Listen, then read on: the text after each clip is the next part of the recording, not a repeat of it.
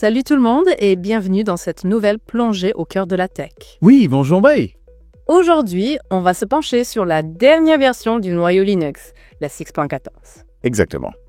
On a pas mal de sources à décortiquer pour vous, des infos sur les mises à jour, les améliorations, tout ce qui fait cette nouvelle version stable, quoi. Tout à fait. Et cette version 6.14, elle est pleine de surprises. Ah, ça, on va le voir. Le but, c'est de vous donner les clés pour comprendre les changements importants. On va faire le tri pour vous, pas besoin de se perdre dans les détails techniques. C'est ça, un vrai raccourci pour aller à l'essentiel. Et croyez-moi, il y a des trucs vraiment passionnants, surtout pour ceux qui aiment le matos récent ou qui cherchent à booster les performances.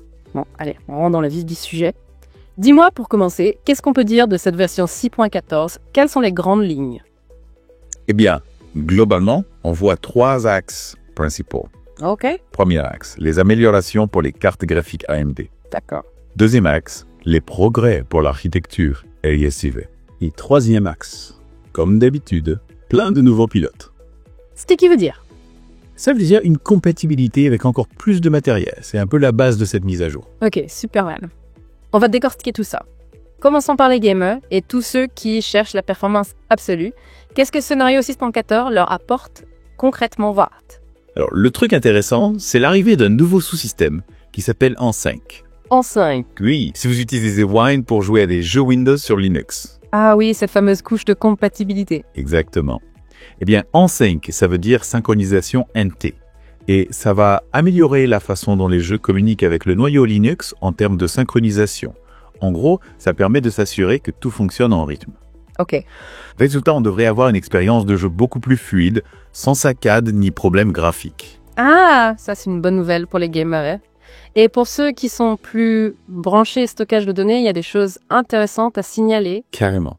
Pour les fans de stockage, on a l'équilibrage de lecture RAID 1 pour BTRFS. RAID 1, ça veut dire quoi au juste ? C'est quand on duplique les données sur 2 disques pour plus de sécurité. Oh oui. Avec cette nouvelle fonction, les lecteurs sont répartis intelligemment entre les 2 disques. D'accord. Du coup, ça peut accélérer l'accès aux fichiers et améliorer les performances globales. Thomas Lama.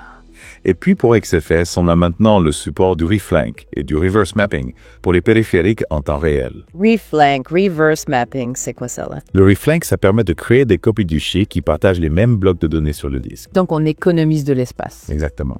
Et le reflamping, ça facilite la recherche de blocs de données pour certaines opérations. En gros, on a une gestion du stockage plus efficace et performante avec XFS. Intéressant. Et si on parle d'intelligence artificielle, d'apprentissage automatique, est-ce que Linux 6.14 apporte aussi son lot de nouveautés SO ? Bien sûr. On a un nouveau pilote pour les NPU AMD Xtena Ryzen AI. Oui, Neural Processing Unit. C'est un processeur spécialisé pour l'intelligence artificielle. On en trouve de plus en plus dans les ordinateurs, surtout ceux avec des processeurs AMD Ryzen. Avoir un pilote dédié dans le noyau, c'est essentiel pour que les logiciels d'IA puissent exploiter à fond la puissance de ces NPU. C'est logique. Résultat. Des performances améliorées pour la reconnaissance d'images, le traitement du langage naturel et d'autres applications d'IA. C'est top pour ceux qui travaillent dans ces domaines. Et pour les admin serveurs, il y a des choses à se mettre sous la dent. Oui, plusieurs choses. Ok.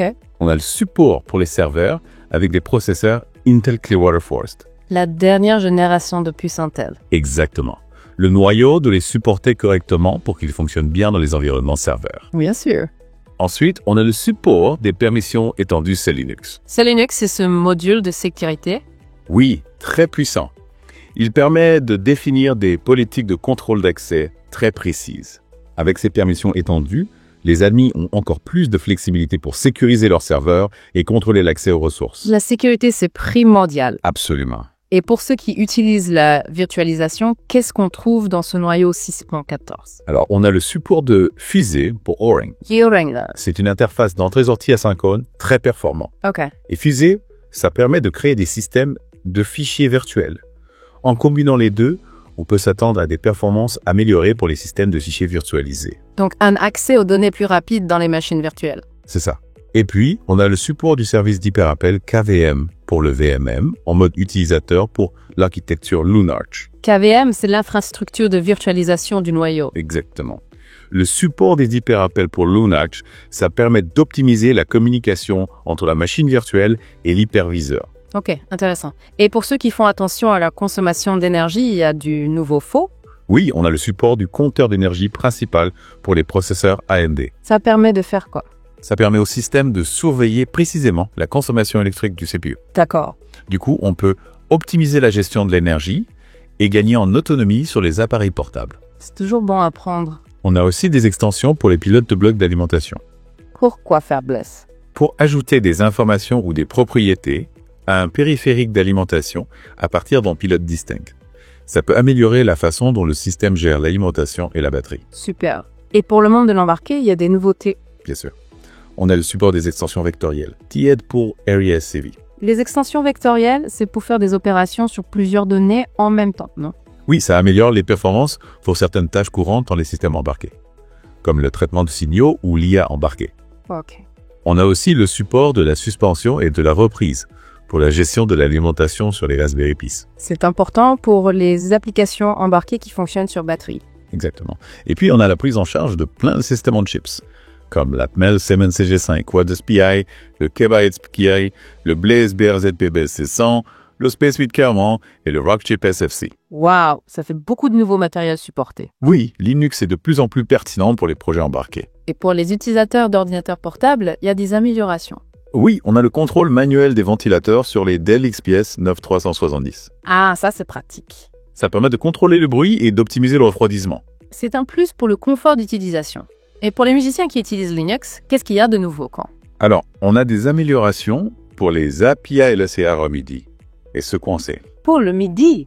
Oui, c'est pour mieux supporter le protocole MIDI 2.0. Ah oui, le nouveau standard. Exactement. On a aussi des extensions de l'API Compressor Float pour supporter l'ASRC. L'ASRC. C'est un convertisseur de fréquence d'échantillonnage asynchrone. C'est utile pour le traitement audio en temps réel. Et puis, on a le support natif de certaines interfaces audio, comme la Focusrite Scarlett de 4e génération. C'est cool pour les musiciens qui bossent sous Linux. Oui, c'est plus facile à utiliser. Et dans le domaine des réseaux, qu'est-ce qui change? On a le support d'IPsec pour l'encapsulation IPTFSec-FREG. IPsec, c'est pour sécuriser les communications IP, non? Oui, cette nouvelle fonction permet d'agréger et de fragmenter les paquets IP avant de les encapsuler. Ok. On a aussi le support de la transmission de paquets données jumbo dans les sockets RxRPC. Les paquets jumbo, c'est quoi? Ce sont des paquets Ethernet plus gros que la normale. D'accord. Ça peut réduire la charge du réseau et augmenter le débit pour certaines applications. Intéressant. Et puis on a des améliorations pour Etool et la couche PHY. Etool, c'est pour configurer les interfaces réseau, c'est ça? Oui. Et la couche PHY, c'est pour la communication physique des interfaces réseau. Ok, je vois. Et en termes de compatibilité matérielle, il y a du nouveau flip. Oui, plein de choses. Allez, dis-moi tout. On a le support du casque SteelSeries Octis9. Un casque assez populaire. Oui. On a aussi le support de certaines cartes mères, comme l'Asus TUF Gaming XS Optimizer Plus et les cartes avec les chipsets AMD série 600. Ok. Pour les contrôleurs de jeu, on a le support des Nacon Evolex, Nacon Pro Compact et de certains modèles 8 bits. Et puis on a la compatibilité avec des puissants comme l'Awink AW XR003 et la Realtek AC-PAMC Series Sect 12 IVE. Super, ça fait beaucoup de nouveaux périphériques compatibles. Et pour les développeurs du noyau, qu'est-ce qui a changé là? On a des évolutions pour le langage Rust dans le noyau. Ah oui, Rust, le langage qui manque. Exactement. On a de nouvelles API et fonctions écrites en Rust. Intéressant. On a aussi de nouvelles fonctions au niveau du noyau, comme le support de l'allocation et de libération de pages mémoire gelées. Gelé, c'est-à-dire là. Ce sont des pages qui sont protégées en mémoire. Ok. On a aussi un nouveau descripteur de mémoire, ZPDesk. ZPT. Oui. Et puis on a de nouvelles fonctions, BPF, KFUNC, pour désactiver et restaurer les interruptions du CPU. BPF, c'est cet outil pour observer et manipuler le noyau, c'est ça? Oui, c'est ça. D'accord. Et pour ceux qui aiment optimiser les performances, il y a des nouveautés. Oui, on a une nouvelle fonction pour réduire les temps de suspension et de reprise du système. Ah, ça c'est bien. On a aussi le support du Lazy Preemption pour PowerPC. Lazy preemption, ça. C'est une technique pour réduire la latence dans certains cas. Ok. Et puis, on a le support des large folios pour Terial. TER, c'est le système de fichiers temporaires. Exactement. Les large folios, ce sont de plus grandes unités de gestion de la mémoire. D'accord. Ça peut améliorer les performances pour les opérations gourmandes en mémoire. On voit bien que cette version 6.14 du noyau Linux est une grosse mise à jour. Oui, c'est une version riche qui montre bien la vitalité de la communauté Linux. Tout à fait d'accord. Ils s'adaptent aux dernières technologies et ils améliorent l'expérience utilisateur sur toutes les plateformes. Exactement. Bon, dis-moi, comment nos auditeurs peuvent profiter de ces nouveaux TD. Et qu'est-ce qu'on peut attendre pour l'avenir? Linux 6.14 est disponible sur le dépôt Git de Linus Torvalds et sur kernel.org. Pour ceux qui veulent compiler le noyau eux-mêmes. Oui, mais la plupart des utilisateurs devraient attendre que la nouvelle version soit intégrée par leur distribution Linux. C'est plus sûr et plus stable. Exactement. Pour l'avenir, la fenêtre de fusion pour Linux 6.15 est ouverte. Ça veut dire quoi? Ça veut dire que les développeurs ajoutent déjà des nouveautés et des corrections pour la prochaine version. Et elle sortira quand, mon cave? Normalement, vers fin mai ou début juin 2025. Ok, super fast.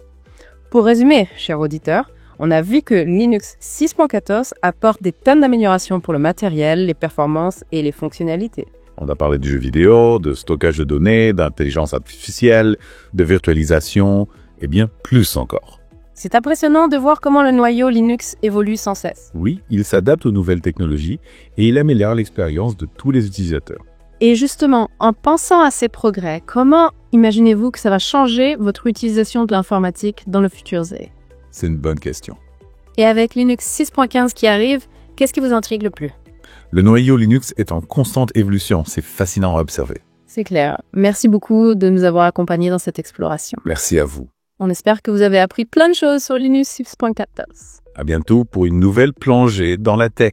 Si vous avez aimé cette vidéo, abonnez-vous, mettez un pouce en l'air et partagez cette vidéo. Merci, cela fait toujours plaisir.